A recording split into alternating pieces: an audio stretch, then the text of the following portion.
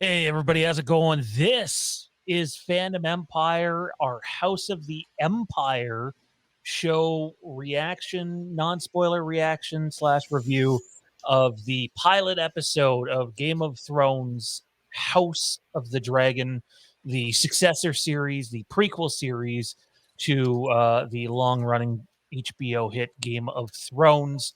Uh, for a long time, there has been a lot of skepticism about the show because of how the majority of fans reacted to the end of Game of Thrones. Not that I'm one of them. I mean, there's stuff to criticize for sure, but I think a lot of people were more hurt than I was, and that's their prerogative if they felt that way. But because of that, there's been a little less um, hype about this show, will you say, up until the last month or so, where it seems to have blown the door wide open.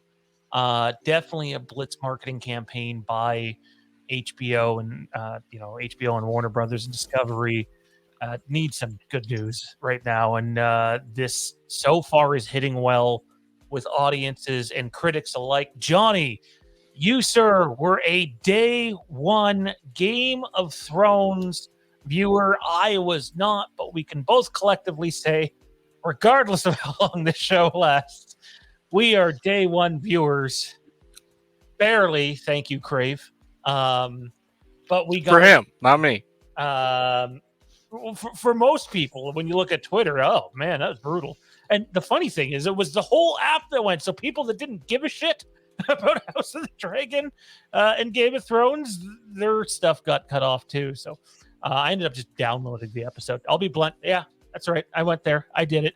I did that thing because I had no fucking way to access the episode. I think Crave's working now. I'm not sure. But yeah, Johnny, we're back in Westeros, man.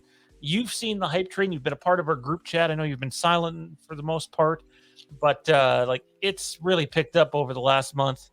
Your initial thoughts coming out of a return to the Game of Thrones world? I mean, for a viewer like me, I enjoyed it a great deal.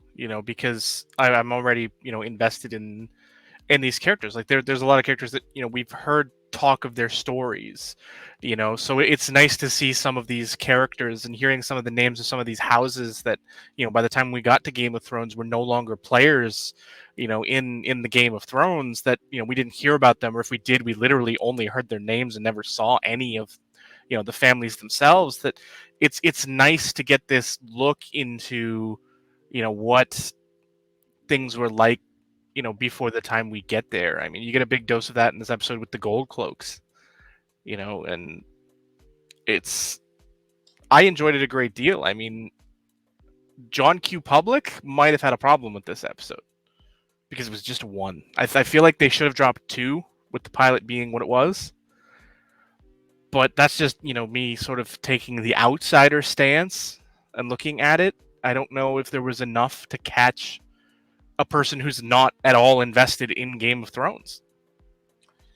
I think there's enough there to catch the average Joe for sure. I do think there's enough there. They're not maybe captivated in terms of like how a few of us in our chat, not just me, we're counting down the minutes and the hours to when the show debuted. I don't think anybody's doing that yet, but I think between the story, the narrative, the controversy, remember, at the heart of it, and some people are not going to like me saying this, Game of Thrones is a soap opera. It really is. That's how it comes across. It's drama, it's toxicity, it's the way George R. R. Martin writes his characters. I think there's enough there to at least be like, hey, I want to continue watching this to see where it goes. But for the people that were Game of Thrones fans that were on that fence, I don't know how you watch that episode and don't go, holy fuck, Game of Thrones is back. Because it feels like early Game of Thrones with the production value of later Game of Thrones. It definitely, it entrenched me. I mean, I think a big thing that hurts, for the average public is there's no wow moment. Episode 1 of Game of Thrones, you had Bran falling from the tower. That was an immediate that was an immediate catch your attention. Did you see that kid get pushed out of the tower? There's And a John Q. Public responded. there's a wow moment. It just depends on what you think of that moment, right? So when the father, and I'm speaking about Viserys, I'm not going to say exactly what happens, but he has to make a decision in this episode. And sometimes those decisions come out in real life, except for the other party knows about it. There's a discussion. There was no discussion. He didn't even tell her, what was going to happen, and it just sort of happened. And there's definitely some controversy about that. And so I do think that's a big thing, because that's gonna guilt. There'll be a lot of guilt there, for sure. But I would say, in terms of what you said, the big whoa moment is more for the people that watched Game of Thrones than it is for the new audiences, in my opinion. And the big whoa moment's the end, which our thumbnail's about. But I'm not going to get into what they say. You know what? I think we can get into it a little bit. That I specific. actually liked it because it explained certain elements. It Hang on. to me it's Are we talking about the revelation at the end that we thought might the prophecy. Yeah.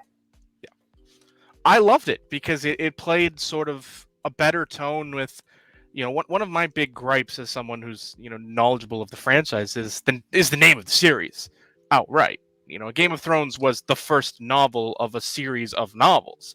That'd be like naming every Harry Potter movie the Philosopher's Stone. It makes no sense if you know the source material. But the way they sort of delved into that here, they used the full title, they used the Song of Ice and Fire, and sort of explained it in a way that makes sense, that by the time we get to a Game of Thrones, that's what the whole series was all about. It was about the Iron Throne, the whole thing. Like, yes, that prophecy does play out over the course of the seasons, but we don't know about that prophecy.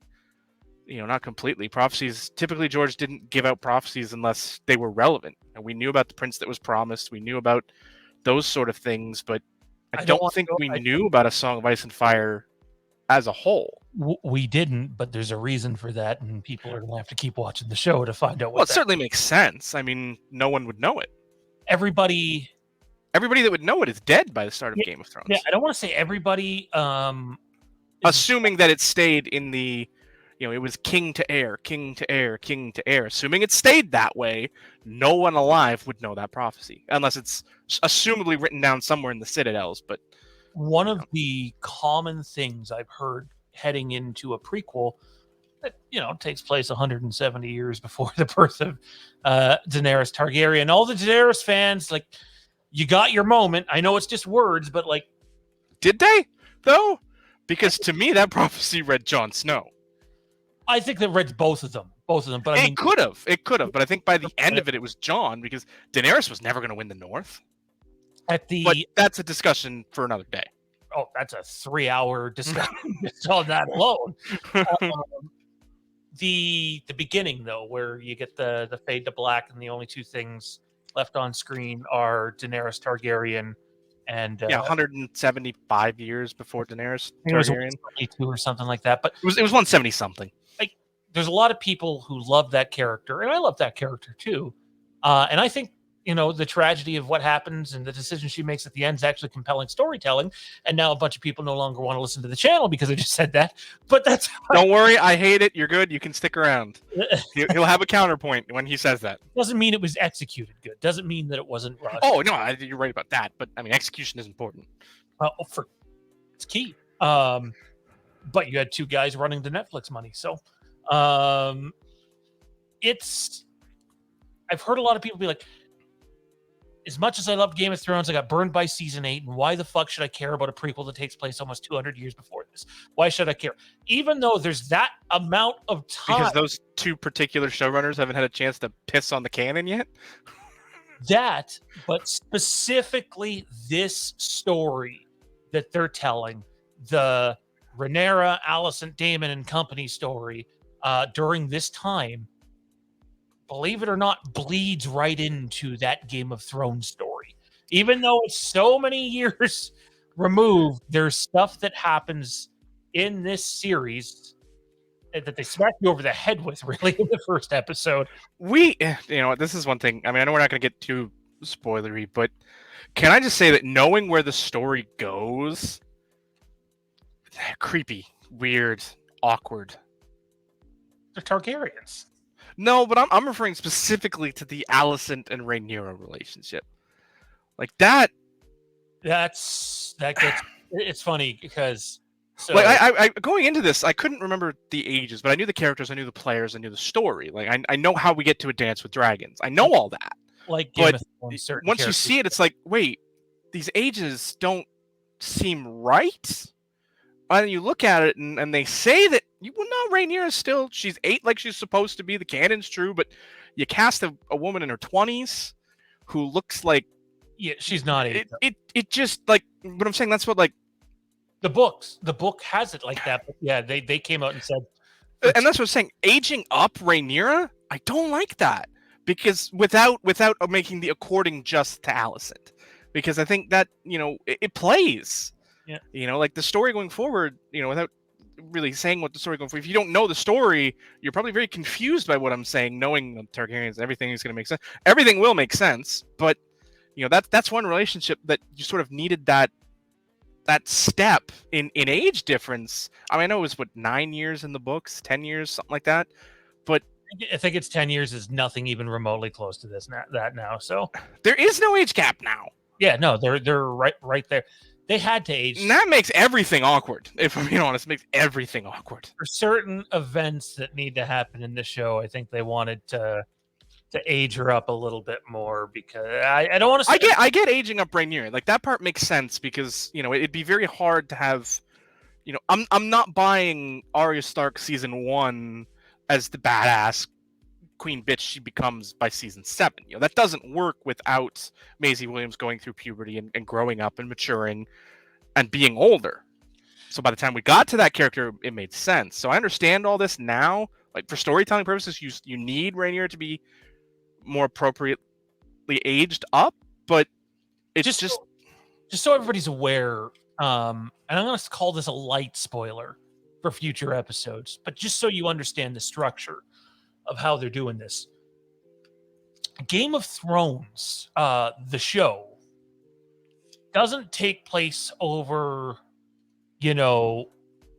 several decades or anything. It's about, 10 or 12 years or so that passes.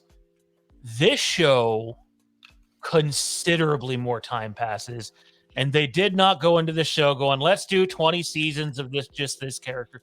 These characters. That was never the goal. You're getting between 3 and 5 seasons. I was going to say, I think we're about 3 years away from the Dance with Dragons getting started, which is going to be awkward because it's a lot of time.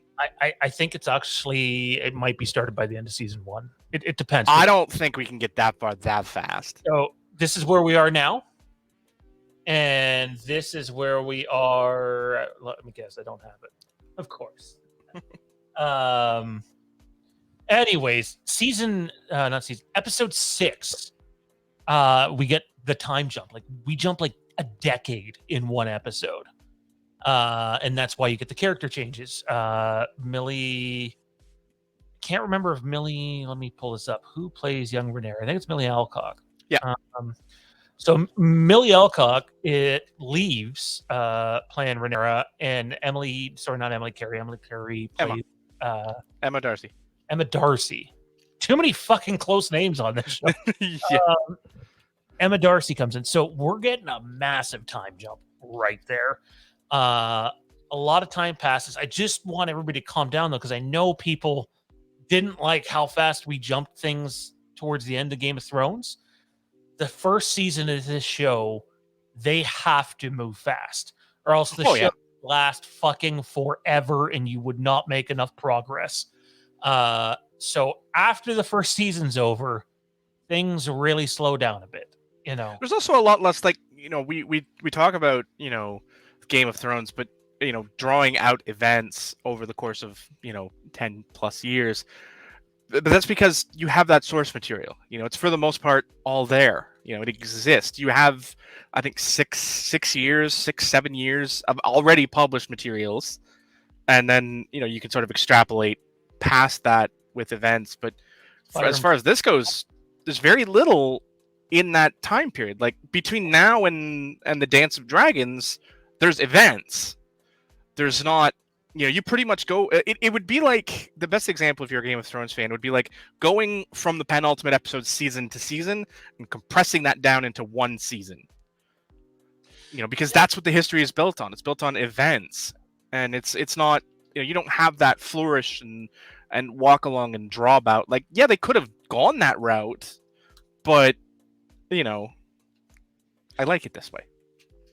Absolutely. I think it's important we've mentioned this on some of our House of the Empire episodes, which, by the way, you can catch us live Monday nights. I think it might be live. We're not sure on that yet. I think tomorrow we're going to try live, if my fiance is not in childbirth. I know, what a thing to bring up after watching this episode, but yeah, we're at that point. Medicine's come a long way since then. Yeah, very much. But we're probably going to live stream it tomorrow night.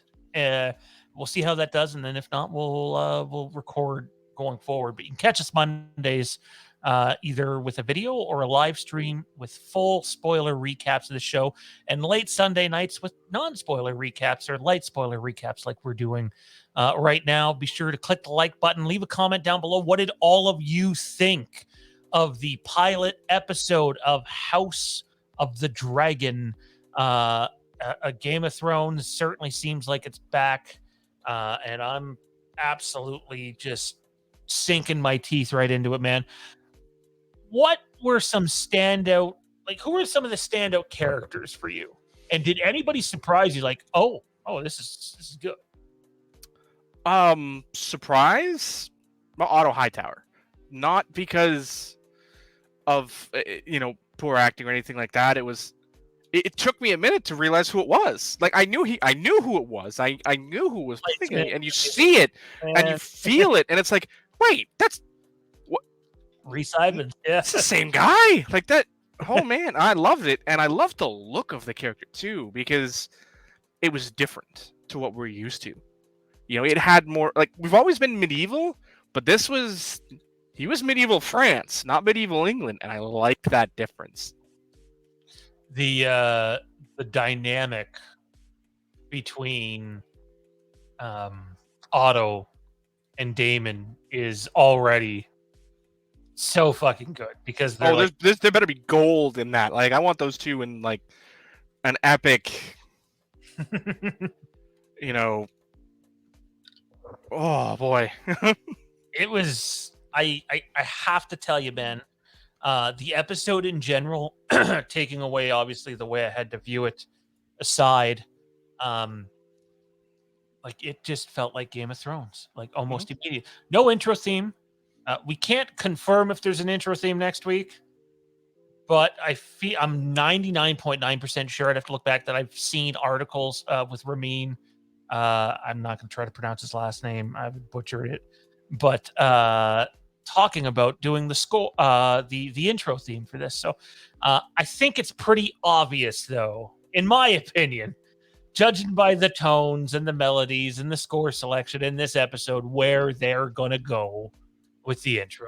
And that's probably the Game of Thrones intro, but with a different spin. What, you mean the one we heard like 10 different times throughout the course of this episode, and different keys and tones and tempos and melodies and to me, I think pretty much you just swap out the dragon right at the beginning for the intro sequence. I think that's pretty much what's going to happen. Yeah, and this probably with the same song playing over top. So yeah, it's I'm cool with it. I dig it. I dug it. I got no problem with it. It was fun. It was very obvious what it was, while still being different. It felt like, just the episode in general, but like early on, felt like Game of Thrones is the best way I can put it. Like the score choice felt like Game of Thrones. I do think that's the difference between doing a show placed a couple hundred years before, or even less than that, and doing Blood Moon, which was set 1,000 years before. And the only known landmark that any of us really knew was Winterfell. That was it. Everything else was gone. And it's like, because we're in a lot of the same places. Um, it's it just feels like Game of Thrones. Yeah, there's a new cast of characters and new actors and performers, and the set pieces look a hell of a lot better. The budget is quite nice, and Miguel Sapochnik, I thought, killed it in this episode. Yeah, there's no big battle sequences, but he brought that big scope to a character-driven episode, which I thought was really cool. I think you sort of had that, boiled down in essence in the tournament scenes.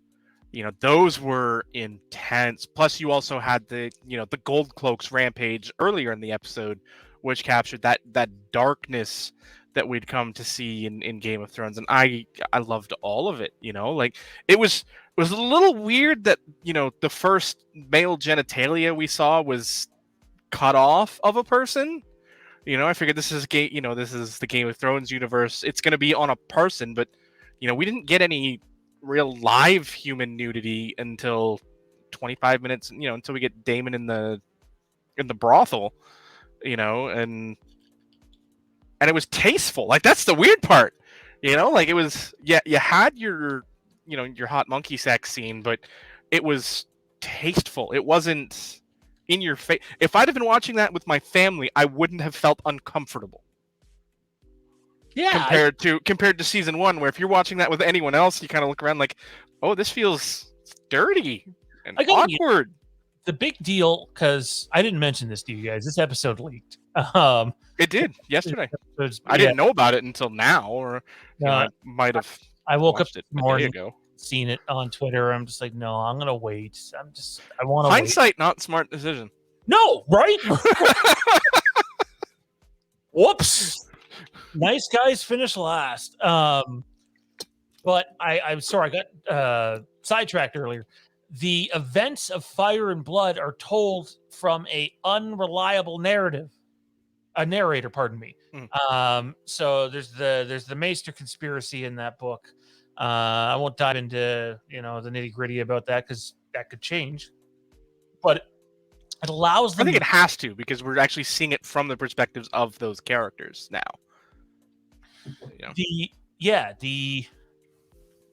For example, I think people who read that novel and this portion of it really specifically thought that we were just getting a carbon copy of that. And I think it's very clear that that is not the case. Just aging up Rhaenyra makes a huge difference. They're guidelines. That's fine. But they have the flexibility to change things without people going bananas like they did with Game of Thrones and certain things. So, yeah, I mean, it's going to be... It does work better, right? Because, like, if you look at, some people view when you adapt a source material, you adapt it. You do it.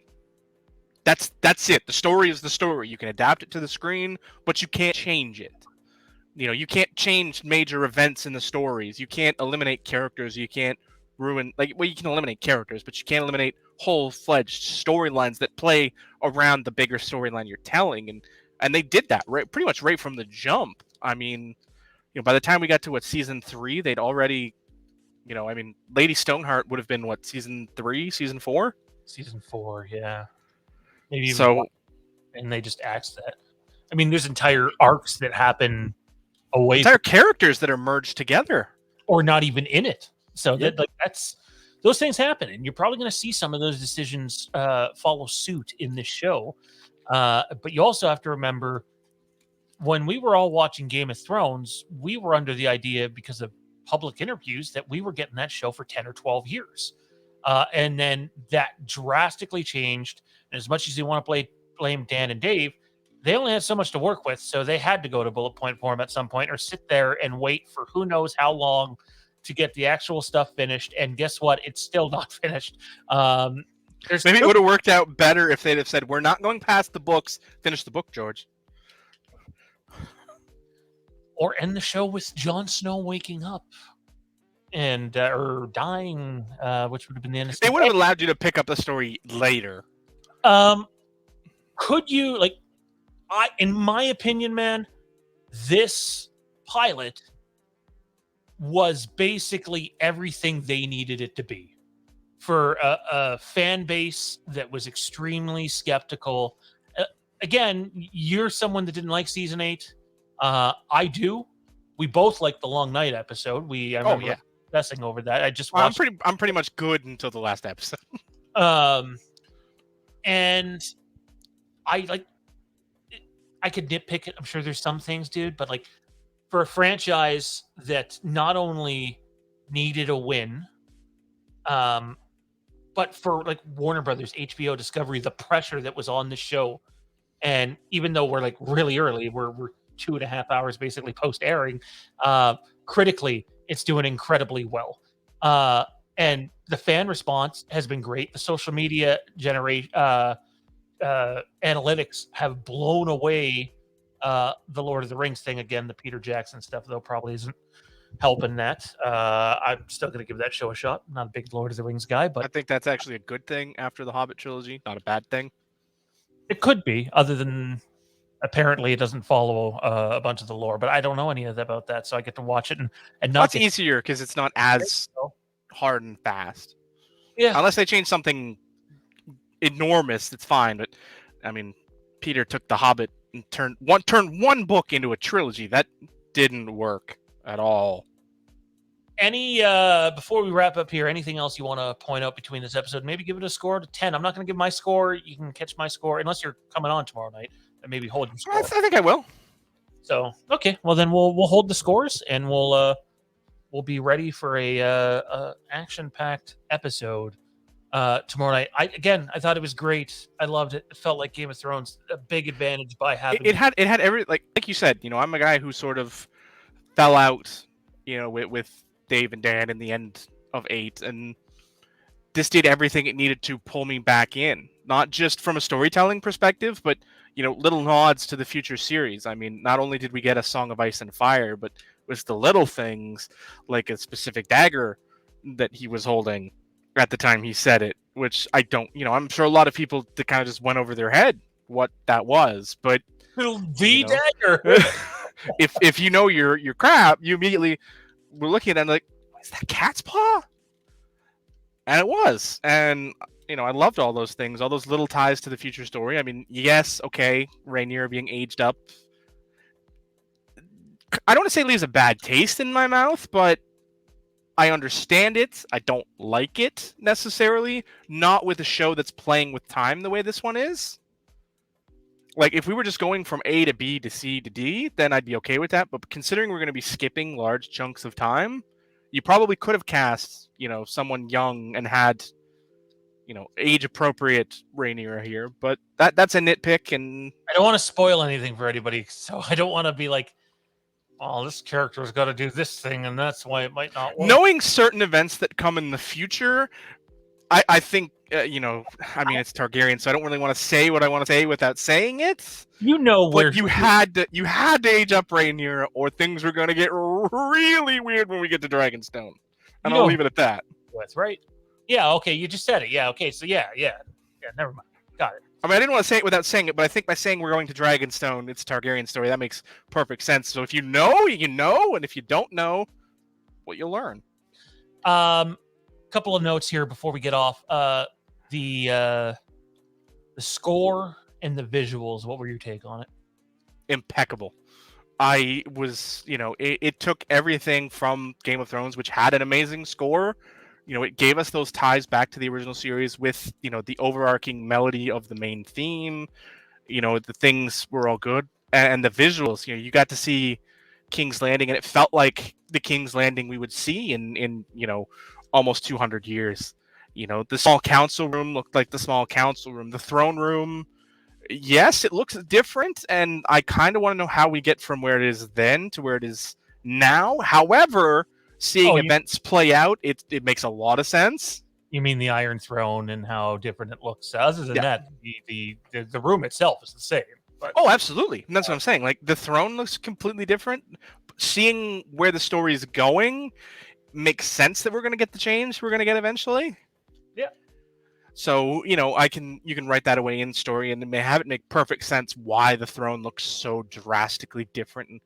And this one is a much more book authentic throne, I guess. Because George always described it as swords jutting out at odd angles, sharp points, and all of those things. Whereas the sword, the chair we eventually got looked like something you built from IKEA. It was all flat and rounded, and it didn't have that look that it was supposed to be. A pile of conquered enemies' weapons hit with dragon fire and melted together to make a throne. Oh, it's now it does. I mean, I'm thinking back to the Damon's one line in this episode. So like, it is there. It was incredible, man. Again, I'm not overly thrilled with my viewing experience and having to watch it in parts, but outside of that, I'm definitely gonna give it a full watch probably tomorrow. Not that I didn't watch it all the way through, but like without stopping. It makes a difference. It's back, and I'll be curious to see where the general discussion is with this in a few days. But everything seems pretty good right now. Doesn't mean it's going to be the height of Game of Thrones. That's unrealistic. It really is. But if it's half of it in terms of audience reception, I think they already said that Game of Thrones at its peak was like 20 million viewers towards the end of season 8 because everybody wanted to see how it ended. And they were hoping to debut with somewhere between 4 and 6 million, but thought there was potential for more. So, I think it's going to be way higher than that. I think it's going to be all the people that I'm never going to give this a shot. Damn well they fucking tuned in today just to see what it was about if they didn't already know what it was about. So, oh yeah, it might fall off drastically in week 2, but I think the number is going to be very high. And my guess is going to take a little bit to get that number though, because now there's HBO Max involved. And they definitely, I'm sure, had a spike in membership. Yeah, today. I'll be curious to see what that is for sure. Anyways, comment down below, what did you all think of Game of Thrones House of the Dragon episode 1? We're back in Westeros. It's great to be back. My favorite line, I'm not going to say what it was, comes from Matt Damon. Wow. I don't think Matt Damon was in this, buddy. Daemon Targaryen, Matt Smith. Man, I'm gonna do that more. I just fucking know I'm gonna. I'm gonna laugh at you every time you do. Out of context, image from this episode. Just tweet out Matt Damon's face on Daemon Targaryen. But anyway, I thought this episode was utterly incredible, man. I'm thrilled, and Damon's line at the end, he used one of the Hound's line, and Jade was just like, "It's Game of Thrones," and I'm like, "Yeah, that was the appropriate term." He called Otto a name to his brother, and I mean that was fun and all, but I mean Otto had the line for me. Oh, what was the? Never mind. We'll save it. Tell me. Yeah, we'll save it for tomorrow. We're on air, off air. We'll save it for you guys for tomorrow when we can talk spoilers. But I'll tell you when we get off. Absolutely. So you'll either be able to catch our video tomorrow night, around 11 or midnight, or you might be able to catch us live at 9 p.m. Eastern. That's my bet. Tomorrow is live at 9 p.m. Eastern. Although I don't get to decide when my fiance goes into labor, so we'll have to. You don't?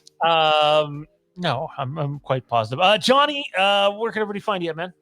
Oh, you can find me here, there, and everywhere. Occasionally streaming on the Bros. Well, not occasionally, but streaming on the Bros Before Pros Twitch channel. Here on Phantom Empire shows, Phantom Empire Live now. Whatever we're calling it these days. The Tuesday night show. The Fandom Empire show. Yeah, sure. Yeah. The Tuesday night. You can find me on the flagship. On the mothership. The mothership. Oh, boy. Yeah, you can check us out at Phantom Empire now if you want to subscribe to our Patreon. Supports on that level. It's patreon.com/Fandom Empire. We appreciate everybody that supports us over there. Check us out, House of the Empire, each and every week. Update videos coming on the channel. If you like horror or Star Wars or anything else, we cover that. Wrestling, too, on the channel. So be on the lookout for all that good stuff. Appreciate the support. Westeros is back, baby. Game of Thrones is back. Oh, boy. Chaos is a ladder.